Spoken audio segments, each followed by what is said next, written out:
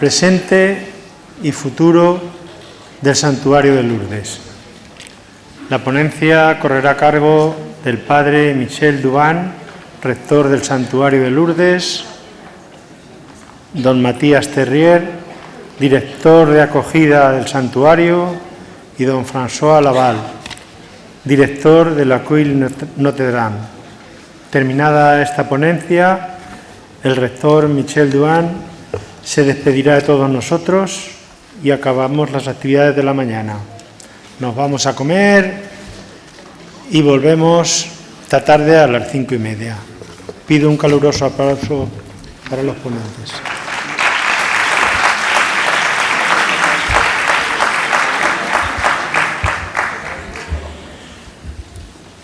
Antes de dar la palabra al señor Terrier y al señor Labadie sobre los aspectos económicos y concretos, destacaré en dos etapas. Por un lado, los ejes misionarios actuales que se ampliarán y, por otro lado, las fuertes preocupaciones que tenemos y que deben preservarse absolutamente. Ejes misionarios a extender. Il y a des points qu'on a déjà évoqués hier et sur lesquels on va revenir ou alors aller un peu plus vite. Hay ciertos puntos que ya se han tratado ayer, así que algunos se volverán a decir, pero otros ya dirá, esto ya lo hemos visto ayer, para ir más deprisa. Tienen todos los textos en español, así pueden ir leyéndolo y si hay alguna cuestión que va viniendo para después el tiempo de palabra, ya podáis hacerlo más ágilmente. Primero, la acogida. Quiero decir aquí mi insistencia en la gestión diaria del santuario, en la acogida de todos. Una acogida incondicional a partir del mensaje de la Inmaculada Concepción a Bernadette. Según los estatutos canónicos del santuario, la acogida es la primera misión, seguida del anuncio del Evangelio, la celebración de los sacramentos, el acompañamiento de cada uno y la comprensión del mensaje de Lourdes.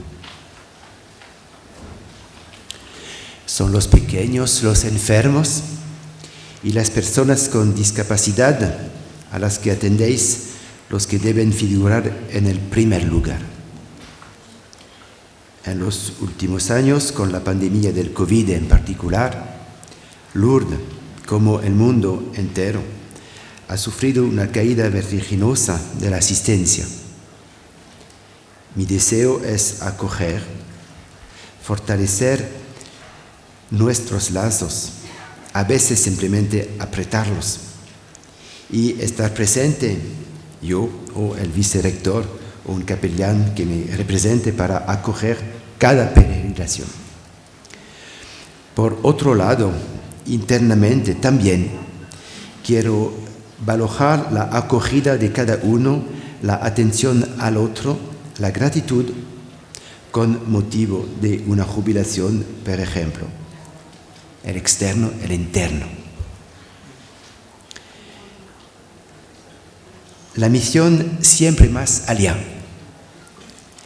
La creciente presencia de peregrinos individuales es un gran desafío para el santuario. Los grupos constituidos, diócesis, continúan viniendo, pero en menor número.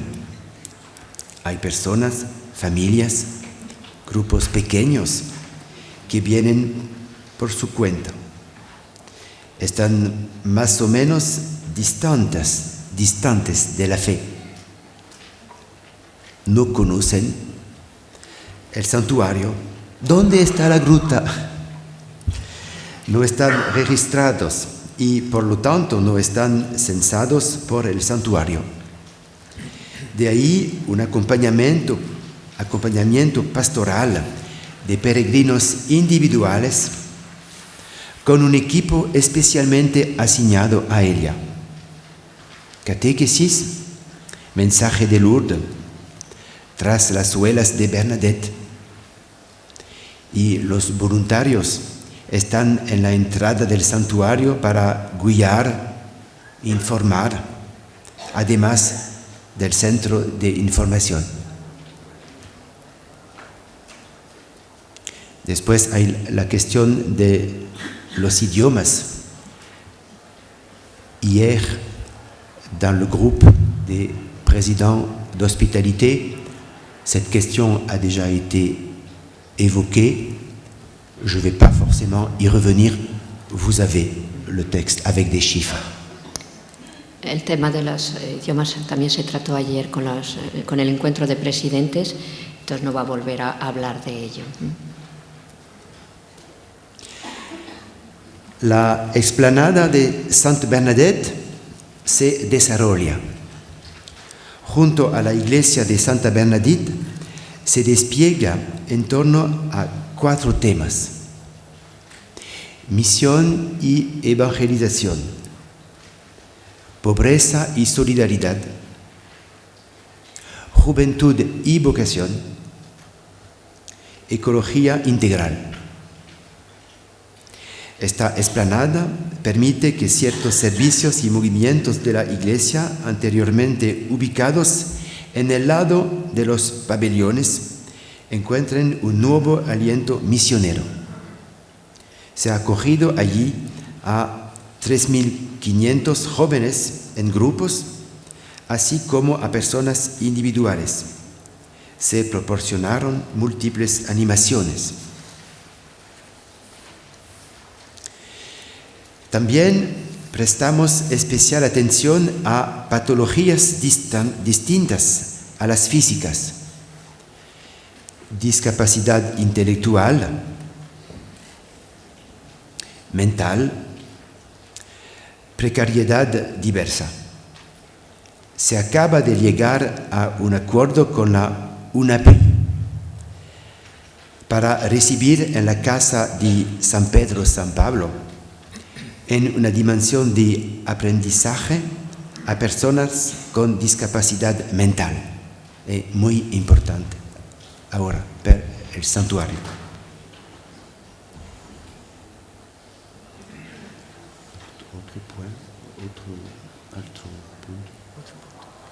Otro punto. La pastoral juvenil va muy bien. 33.000 jóvenes fueron recibidos este año, en comparación con solo 16.000 en 2021. 11.000 de ellos fueron alojados en la ciudad de los jóvenes, lo que corresponde a 44 pernoctaciones. El próximo año estará marcado por la Jornada Mundial de la Juventud en Lisboa, ya que Lourdes será una ciudad de escala para muchos jóvenes, ya sea antes o después de la reunión en Portugal. La ciudad de los jóvenes se ha vuelto recientemente mucho más accesible. Un nuevo camino lo acerca mucho al santuario. Comienza casi al otro lado de la puerta San José para subir hacia la ciudad. Ce nouveau chemin doit permettre aussi de faciliter la question financière qui a été évoquée hier. Comment permettre à des jeunes de venir plus facilement à Lourdes pour assurer le service des malades? Le village des jeunes va être beaucoup plus proche du sanctuaire. Este camino del que se habla y que acerca a la ciudad de los jóvenes del santuario va a poder ser uno de los puntos que facilite el que los jóvenes puedan ser recibidos de manera con un coste más bajo, porque la ciudad de los jóvenes se va a encontrar a unos 6 minutos del santuario. Ya no habrá que hacer toda la vuelta, se han hecho trabajos para que el santuario y la ciudad de los jóvenes se encuentre a una distancia mucho más cerca. y así poder alojar a los jóvenes allí con un coste más bajo que en otros sitios. Ça monte, mais c'est court. Está en subida, pero es corto. Las misiones Notre-Dame de Lourdes y los recientes viajes de las reliquias, USA, Gran Bretaña, han sido un gran éxito. En última instancia, nuestro objetivo es ampliar la temporada de peregrinación y no limitarla de febrero a mediados de noviembre. Esto es con el fin de satisfacer las expectativas de los peregrinos de países no acostumbrados a venir a Lourdes, hemisferio sur. Para 2023, el santuario desea solemnizar los aniversarios de las 18 apariciones de la Virgen María, del 11 de febrero al 16 de julio. Es importante, un otro punto. La comunicación. Lourdes es universal. El santuario estatutariamente nacional es de hecho cada vez más internacional. Si algunos vienen menos a Lourdes, Lourdes va a todas partes. Gracias a los nuevos medios de comunicación, TV, con 9 asociaciones en Europa, Estados Unidos, Asia y Oriente Medio, canal de YouTube, con 480.000 suscriptores, una nueva plataforma de video TV, Lourdes, radio, varios sitios web, redes sociales con 1 millón de suscriptores de Facebook. La influencia de Lourdes ha aumentado considerablemente. Siguiendo las medidas de restricciones sanitarias, confinamiento y otras, las conexiones para la misa en la gruta, los rosarios en los diferentes idiomas han explotado literalmente. Este es el efecto positivo del COVID. Una nueva película oficial del santuario se puede ver en 4 idiomas. Y se acaba de publicar una edición especial Beaux-Arts Magazine dedicada a Lourdes. Es magnífico. Ahora, preocupaciones importantes a mantener. Primo, protección de los menores y las personas vulnerables. El tema es grave y extremadamente doloroso. Nuestro obispo acaba de firmar esta carta aplicable a cada persona en el santuario. Un video de concienciación, así como consejos para una actitud digna y justa, están a nuestra disposición.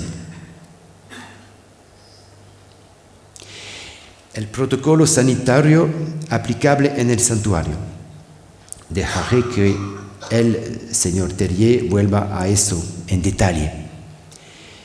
Digamos simplemente que este protocolo dependerá en cualquier caso de la situación sanitaria que aún no conocemos y que siempre tenemos interés en confiar en la responsabilidad de todos.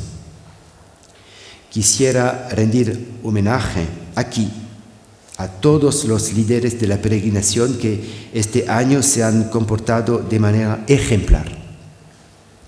Sin duda será lo mismo en el año próximo. El año que viene. El gesto del agua en las piscinas.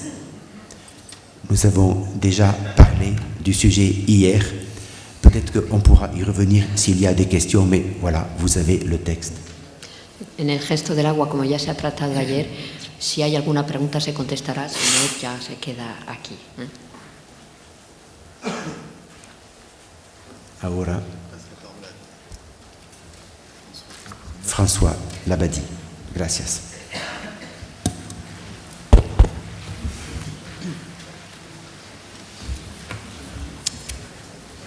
Chers amis, l'année de pèlerinage qui se termine nous aura permis de nous retrouver après cette longue période difficile de 2 ans. Vous nous avez manqué et ce fut un bonheur de vivre de nouveau avec vous, votre présence au sanctuaire, ainsi que votre joie et celle de nos frères malades de retrouver la grotte de Massabielle.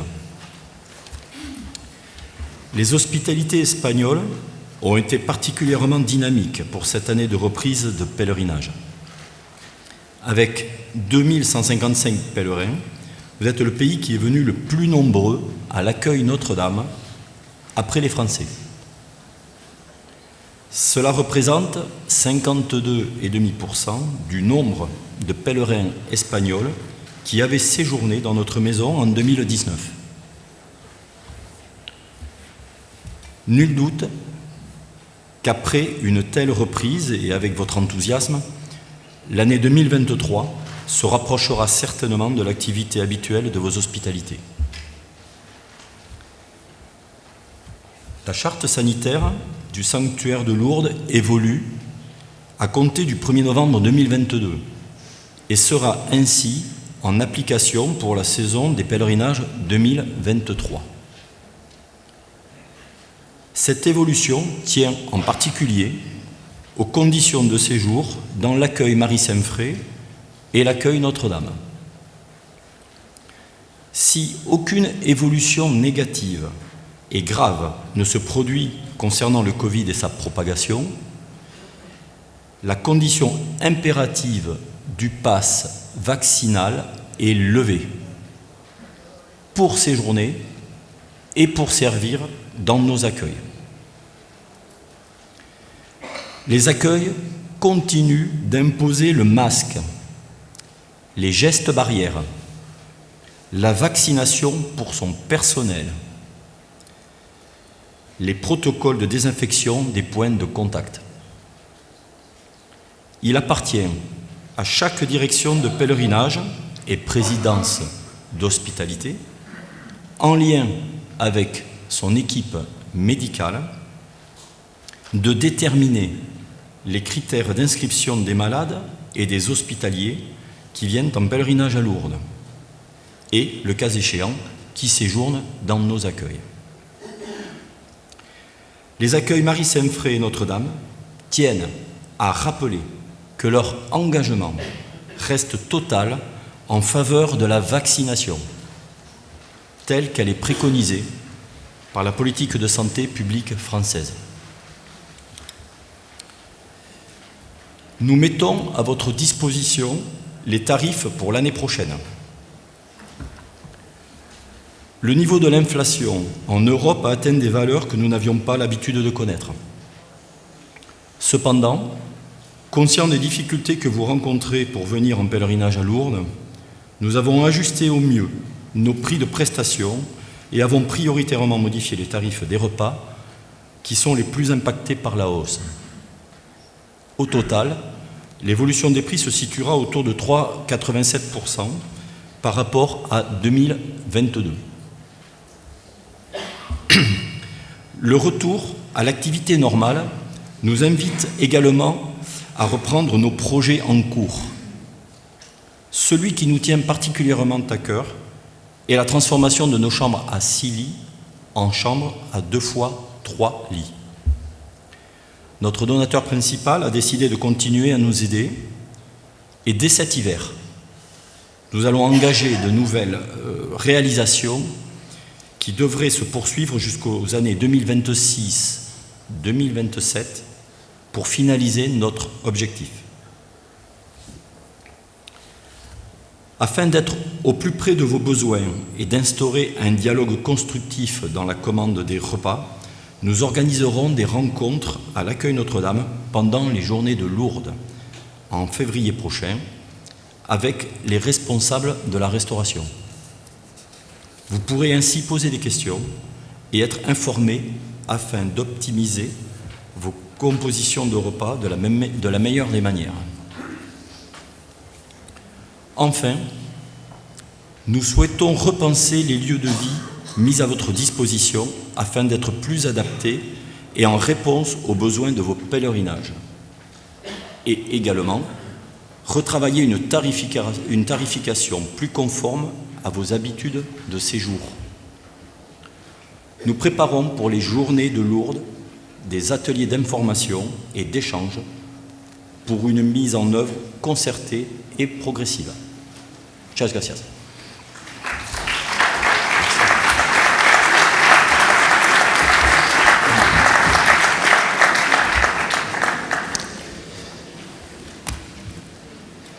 Chers amis, c'est la première fois que je participe à votre assemblée, à votre congrès. Peut-être que certains me connaissent tout de même un peu puisque j'étais directeur de la communication du sanctuaire de Lourdes. Donc me voici en charge depuis le mois d'avril de cette année du département accueil qui regroupe, comme vous pouvez le voir, un univers assez vaste qui concerne la planification, le centre d'information, les services de pastoral, des pèlerinages, les jeunes, les individuels, tous les lieux d'hébergement, de restauration avec François et le centre du bénévolat.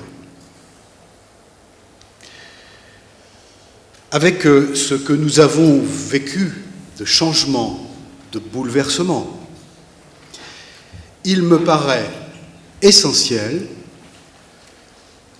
que nous prenions soin les uns des autres. Cela, évidemment, ne nous empêche pas de nous dire, comme nous savons le faire ces derniers jours, la vérité, de nous dire les choses franchement, comme des amis qui se parlent. Nous, au sanctuaire de Lourdes, nous devons prendre soin de vos hospitalités. Car ce que vous apportez à Lourdes est unique. Vos organisations, avec au centre les personnes malades, fragiles. Votre culture, votre langue, qui doit, en effet, trouver sa juste place dans notre sanctuaire. Et puis, votre fédération, qui est une œuvre d'unité, de développement au service des hospitalités. Et je sais combien vos organisations sont fragilisées parfois par la multiplicité des groupes, des individuels. Fragilisées également par le manque de renouvellement, parfois, des engagements, même si nous voyons qu'il y a de nouvelles hospitalités et que des hospitalités anciennes font preuve d'une vitalité étonnante, magnifique. Fragilisées par un modèle économique remis en question.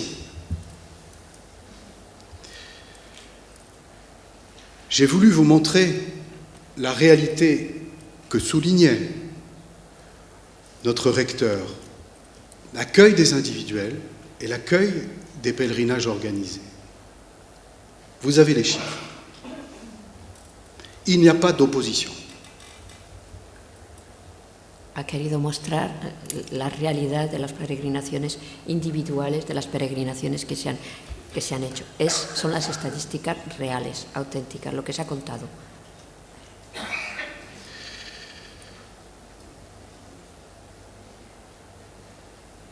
Je n'ignore pas que on reproche parfois au sanctuaire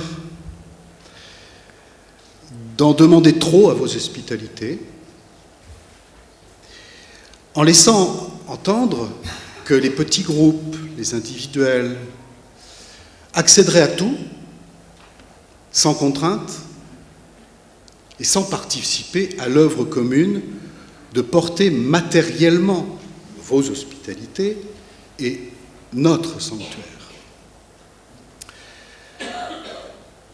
Je n'ignore pas tout ça, mais je veux vous dire combien vous êtes important pour nous. Et vous donnez, au fond, une âme à notre sanctuaire. J'oserais même dire et aller jusqu'à dire que l'esplanade des processions, elle n'est plus un lieu de procession, mais de déambulation, si vous n'êtes pas là.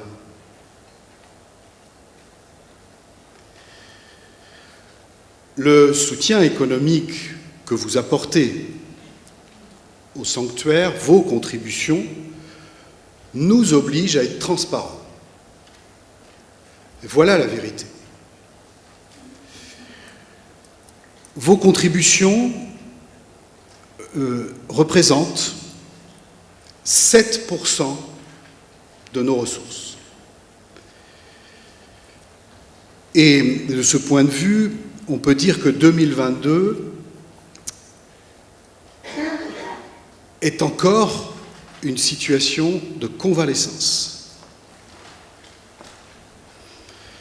Je vous remercie sincèrement pour vos contributions. Elles sont essentielles. Mais vous voyez que l'équilibre du sanctuaire n'est pas revenu.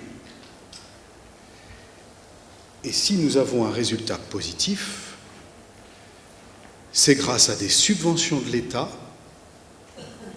et à des legs exceptionnels. Dice que el equilibrio todavía no ha llegado. Ahí tenéis las cifras reales. Y si se ha podido mantener el santuario como está hoy, es gracias a la ayuda del Estado francés, que nos ha ayudado mucho, y gracias a legados de gente que ha querido legar toda su fortuna para nosotros, para que sigamos adelante. Je veux ajouter que cette participation de chaque pèlerin concerne les activités cultuelles qui relèvent de notre association diocésaine, les structures d'hébergement, de restauration, la librairie du sanctuaire ou un fonctionnement propre, associé à des structures juridiques spécifiques. Et donc ne bénéficient pas de l'argent de vos contributions.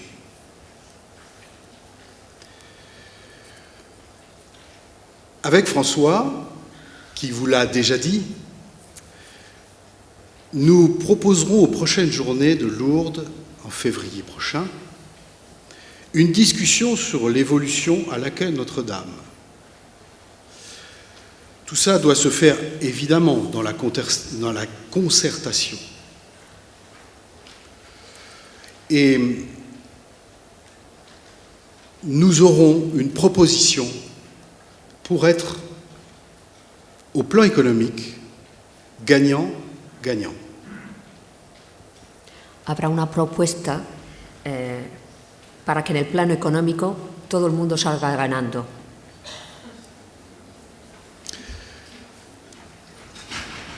Nous portons ensemble le message de Lourdes. Et nous le portons pour tous ceux qui en ont besoin ou ceux qui ne le connaissent pas. Vous avez répondu à l'appel de la Vierge Marie de venir en procession et bâtir une chapelle. Vous êtes des témoins de la foi et particulièrement pour ceux qui viennent individuellement et qui parfois ont une approche touristique. Ce que vous vivez au sein de vos pèlerinages est essentiel, c'est beau, et vous ne devez pas oublier que votre venue à Lourdes est une œuvre d'évangélisation pour tous ceux qui ne savent pas très bien pourquoi ils sont venus à Lourdes et vous découvrent à travers votre foi vivante, votre foi transformante, en regardant vos pèlerinages.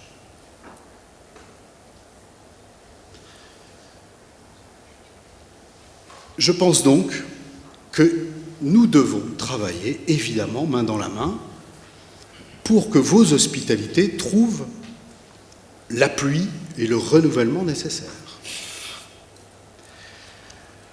Et je ne cesserai de saluer votre fidélité à Notre-Dame de Lourdes depuis plus d'un siècle. Je suis historien de formation. Donc j'ai regardé un peu cette histoire. Le compagnonnage du sanctuaire avec le monde espagnol est parmi les plus anciens, évidemment, sans compter les liens entre Notre-Dame de Lourdes et Notre-Dame del Pilar. Vous marchez dans les pas de Bernadette, mais aussi dans les pas de tous ces saints espagnols qui sont venus à la grotte. Les connaissez-vous tous? Le bienheureux Alvaro del Portillo, le bienheureux Sanchai Hervas, évêque d'Avila, de Madrid, archevêque de Valence, puis de Tolède, Mañane y Vives, le fondateur d'instituts religieux à Barcelone, Escrivá de Balaguer, fondateur de l'Opus Dei, Lolo, Lozano Garrido, Manuel Lozano Garrido, qui était un journaliste, Sainte Maravillas de Jésus, carmélite, le bienheureux Marcello Spinola y Maestre, l'archevêque de Séville, Rafaela Ibarra de Villalonga, qui était fondatrice des Sœurs des Saints Anges gardiens de Bilbao. Avec l'aide de tous ces saints, et d'autres encore, et de Notre-Dame de Lourdes, je vous remercie à votre tour de prendre soin et de prier pour notre sanctuaire de Lourdes. Son évêque, son recteur, sa communauté d'accueil, qui est convalescente.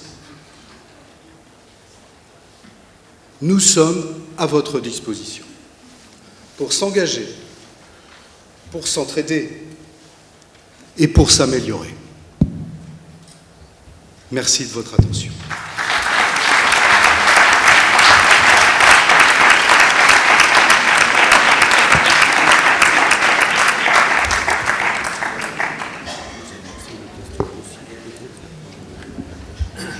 Es el momento ahora de hacer las preguntas que os interese o que queráis aclarar.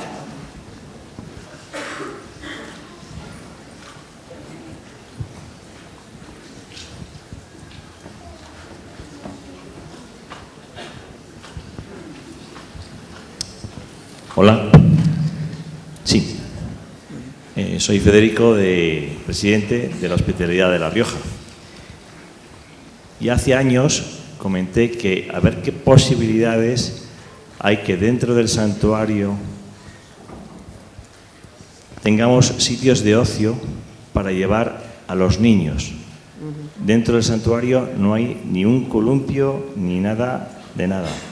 No quiere decir que esté cerca de los sitios más religiosos, quiere decir dentro de la gruta, pero un poco más apartado, porque hay padres que queremos llevar a los niños y no sabemos dónde dejarlos.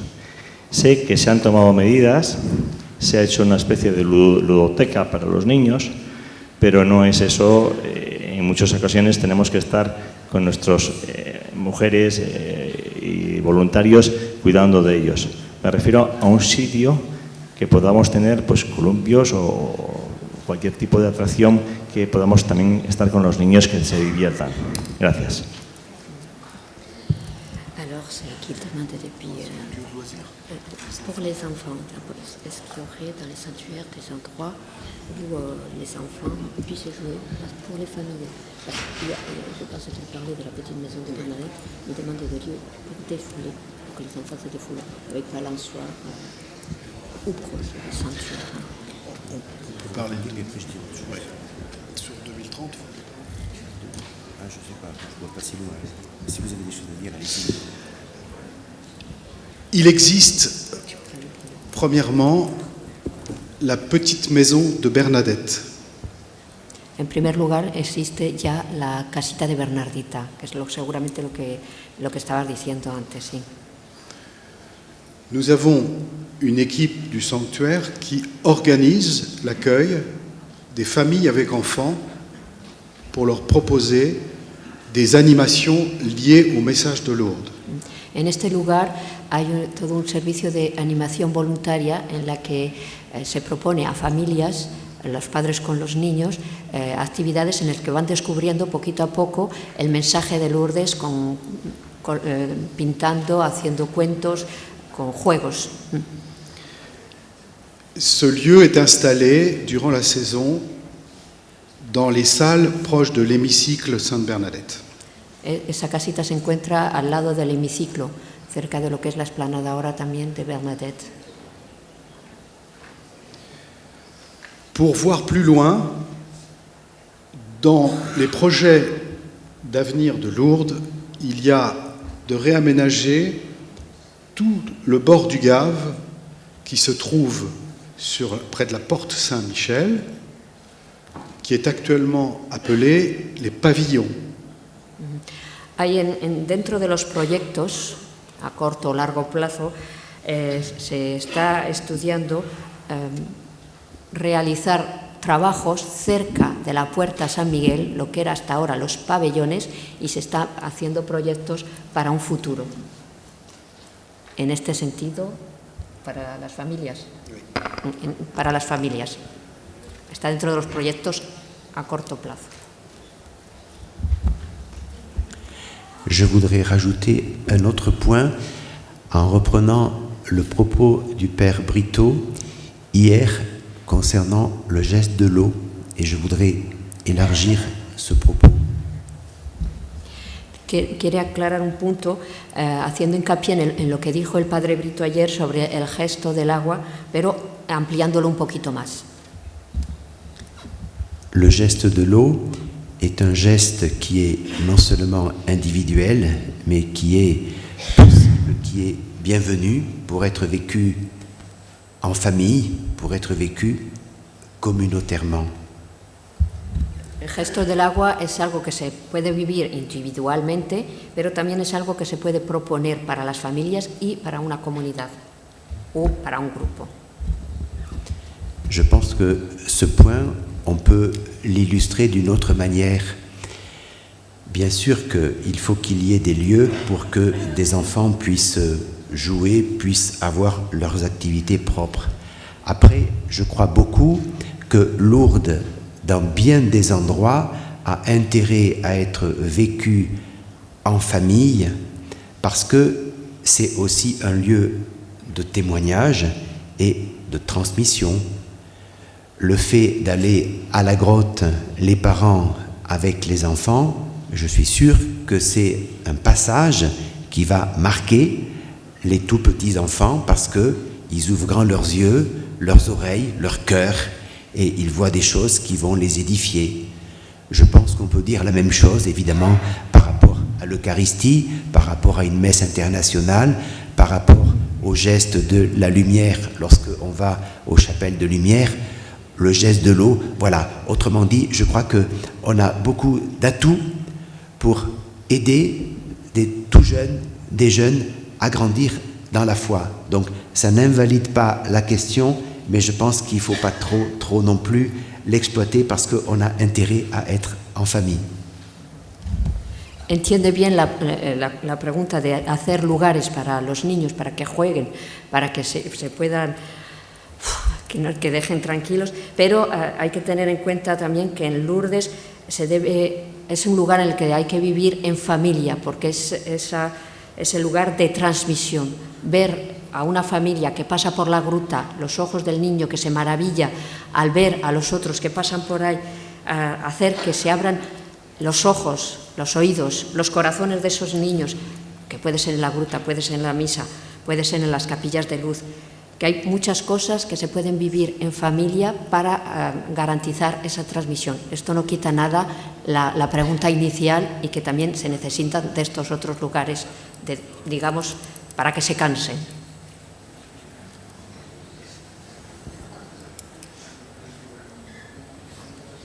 Hola, buenos días. Soy Paula, sanitaria de la Hospitalidad de Murcia. Primero agradecerles todo el esfuerzo a nivel sanitario que han hecho en el santuario, que entiendo que ha sido un reto para ustedes. Y más que una pregunta, me gustaría hacerle ya no una petición que se hizo ya en el Congreso de Castellón, sino un ruego o incluso una súplica. Me alegra ver los números a nivel de hospitalidades de España que han presentado. Les aseguro que para nosotros como hospitalidad y sobre todo para el equipo sanitario de todas ellas ha supuesto no solo un acto de fe, sino un reto y un verdadero esfuerzo peregrinar con enfermos este año a Lourdes. Y en parte ha sido por los cambios en la normativa sanitaria. Entendemos que es necesario. Ya en la reunión de Castellón le comentamos a François Labadie que por favor se nos informara con antelación de los cambios que se iban a poner en marcha, que entendemos que no son de un día para otro, sino que llevan un trabajo previo, supongo que en grupos y por parte de sus asesores. Para nosotros es muy difícil hacer frente a un cambio sanitario en la normativa que se produce la noche de antes o incluso con una peregrinación en tránsito. También supone para nosotros un reto el tema de la vacunación, que no siempre queda claro como debería en los protocolos sanitarios que se publican desde el santuario. Luego, los diferentes criterios de la CUEIL, de lo que es el santuario, con respecto al hospitalité en temas sanitarios, ha hecho que este año tanto el stage como la peregrinación de nuestra hospitalidad haya tenido muchos problemas. Incluso algunas personas hayan visto amenazado su stage una vez in situ allí, con una normativa de la hospitalité que no sé si es existente, pero desde luego no es accesible. Dicho todo esto, mi petición concreta, después de este agradecimiento sobre todo, es que se nos informe y haya un protocolo claro, ya que van a sacar una actualización de noviembre, sobre todo en el tema de la vacunación. También decirles que a nivel de la CUEIL, la reunión que tuvimos con François, se nos comentó que se iba a garantizar determinadas cosas, la ventilación, los accesos restringidos, pero una vez que la peregrinación se encuentra allí, te encuentras con que las ventanas no solo están cerradas en los comedores y que no te dan acceso a las llaves, sino que no solo contentos con el cerrojo, nos las precintan con cinta aislante. También el control de accesos para nosotros supone un reto, porque si bien es una obligación para las hospitalidades velar porque todos estén vacunados y no acceda a nadie, no se nos ayuda para hacer un adecuado control y se deja todo en nuestras manos. Entiendo que el santuario no llega a todo, pero por nuestra parte también pedimos una colaboración. Gracias.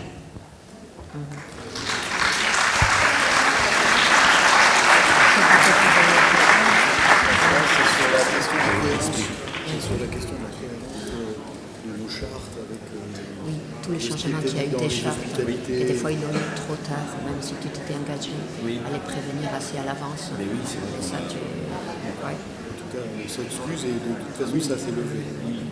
Que la nouvelle charte est disponible.